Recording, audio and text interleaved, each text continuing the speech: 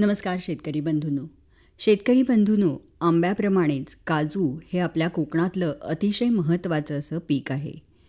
काजूचं पीक पाण्याचा निचरा होणाऱ्या सर्व प्रकारच्या जमिनीत चांगलं येतं. विशेषतः जांभ्या दगडापासून तयार झालेल्या वर्कस जमिनीत काजूचं झाड चांगलं पोसतं. समुद्रसपाटीपासून 700 मीटर उंचीपर्यंत काजूचं पीक चांगलं येतं.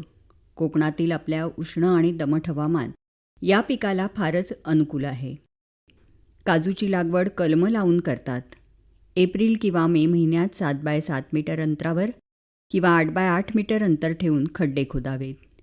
हेक्टरी 155 ते 200 झाडं यामध्ये बसतात. खड्ड्याची लांबी, रुंदी, खोली ही 6.6x6.6 मीटर असावी. खड्ड्यामध्ये 1.5 ते 2 किलो चांगलं कुजलेलं शेणखत, अर्धा किलो सिंगल सुपर फॉस्फेट किंवा हाडाची पूड मातीत मिसळावी. वाळवी नियंत्रणासाठी 2% मिथिल पॅरॅथिऑन, 50 ग्रॅम भुकटी प्रत्येक खड्ड्यामध्ये टाकावी. काजूची लागवड पावसाळ्याच्या सुरुवातीला जून-जुलैमध्ये करावी.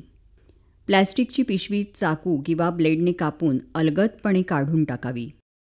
कलमाची हंडी फुटणार नाही याची काळजी घ्यावी, अन्यथा कलम दगावण्याची शक्यता असते. कलमांना काठीने आधार द्यावा. कलमाच्या खुंटावर जोडाखाली येणारी फूट वेळोवेळी काढून टाकावी. तसंच कलमाच्या जोडावरील प्लॅस्टिक पट्टी काढून टाकावी. पाऊस कमी झाल्यावर ऑक्टोबरमध्ये कलमांच्या बुंध्याभोवती 2% फॉलिडॉल पावडर टाकून गवत किंवा काळ्या प्लास्टिक कागदाचं आच्छादन करावं.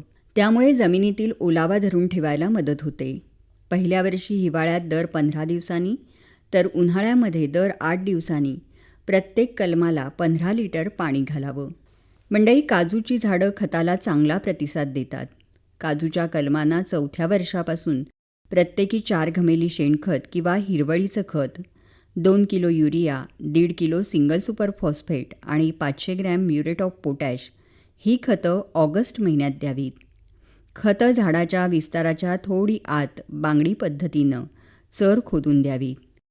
आत्ताच सांगितलेल्या खताची मात्रा पहिल्या वर्षी 1/4, दुसऱ्या वर्षी 1/2 आणि तिसऱ्या वर्षी 3/4 मात्रा आणि 4थ्या वर्षी आणि त्यानंतर खतांची पूर्ण मात्रा द्यावी. काजू बीपासून लागवड केलेल्या जुन्या झाडांना 1 kilo urea, 1.5 kilo single super phosphate आणि 500 ग्रॅम म्युरेट ऑफ पोटॅशची मात्रा 4थ्या वर्षापासून द्यावी. वेंगुर्ला 4 काजूमध्ये फळगळ कमी करून उत्पादन वाढवण्यासाठी थायोप्रोलिन, फॉलिक ॲसिड आणि ब्रासिनोलिड्स हे घटक असलेल्या द्रावणाची फवारणी फळधारणा झाल्यावर 1 मिलीलिटर, पहिल्या फवारणीनंतर 15 दिवसांनी 1.5 मिलीलिटर आणि दुसऱ्या फवारणीनंतर 15 दिवसांनी 2 मिलीलिटर करण्याची शिफारस करण्यात आलेली आहे.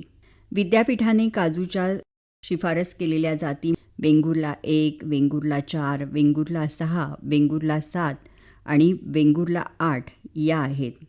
तेव्हा मंडळी, अशा पद्धतीने काजूची लागवड आपण करू शकतो. बरं, तर पुन्हा भेटूया उद्याच्या कृषीवाणीत. तोपर्यंत नमस्कार.